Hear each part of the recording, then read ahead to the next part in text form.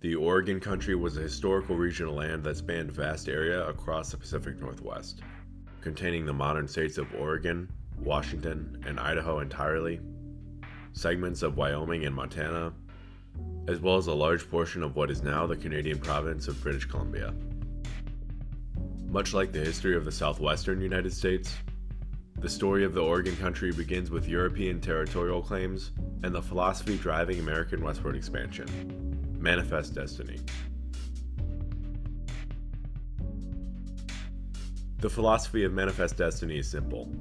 Americans believed they had a divine right to expand the boundaries of the nation throughout the American continents, especially to the western coast of North America, and, by doing so, further spread the ideals of liberty. This concept created the modern U.S. we have today, expanding from the eastern Atlantic coast to the western Pacific coast.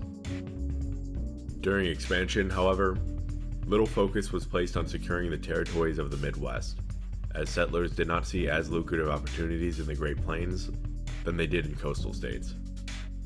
This meant the acquisition of these territories specifically, including the Oregon Country, was seen as an essential addition to the country, rather than being a mere byproduct of a larger goal.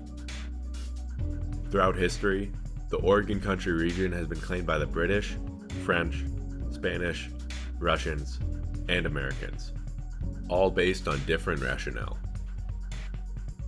The American claim to the region was based on the expedition of Lewis and Clark that had reached the area in 1805 and 1806, the entries of the Columbia River by Robert Gray, as well as the establishment of trading posts by the Pacific Fur Company, like that at the mouth of the Columbia River in Astoria.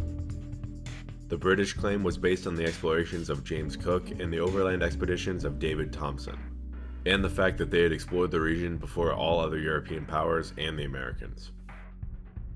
The Spanish based their stake in the Oregon Country on the Inter Terra, a papal decree stating all lands west of a line through modern Brazil from pole to pole belonged to Spain, while all lands east belonged to Portugal, as well as the Treaty of Tordesillas, which moved the aforementioned line slightly to the west. Russia based its claim off explorations and trading within the region, as well as the UK's of 1821, proclamation of territorial sovereignty over the northwestern region of North America. Spain would be the first to drop its claim at the Nootka Conventions of the 1790s, granting their claims to the British. The Adams-Honest Treaty, along with ceding Florida to the U.S., would later define the boundary between the U.S. and New Spain, and, as a result, the Spanish gave up their territory north of the California-Oregon border. The Russians would soon follow suit, giving up their claim to the Oregon Country through the Russo-American Treaty of 1824. The Treaty of 1818 between the United States and the British would be the first to set a defined border to the Oregon Country. In addition to setting this border, the two nations agreed to jointly occupy the Oregon Country in this treaty, as only the American and British claims continued to exist in the region. Despite this occupation, the settlers of the Oregon Country created their own provisional government of Oregon in 1843. This provisional government passed two sets of legislation, known as the Organic Laws of Oregon, that established a structure of government with three branches that mirror those of the American government: an executive, legislature, and judiciary. However, this self-government would be short-lived, as settlers' increasing desire to join the Union was becoming more apparent. The issue of Oregon was a burning one in the American Congress by 1843. President James K. Polk supported the idea of manifest destiny and sought American expansion, whether that be into the Spanish Southwest or the Pacific Northwest. Polk aimed to resolve the British claim over the Oregon Country. He announced the termination of the joint occupation status of Oregon and proposed the settlement of establishing a border at the 49th parallel, west of the Rocky Mountains. The British, in turn, began negotiations with the U.S., as neither power wanted to enter a war over the territory.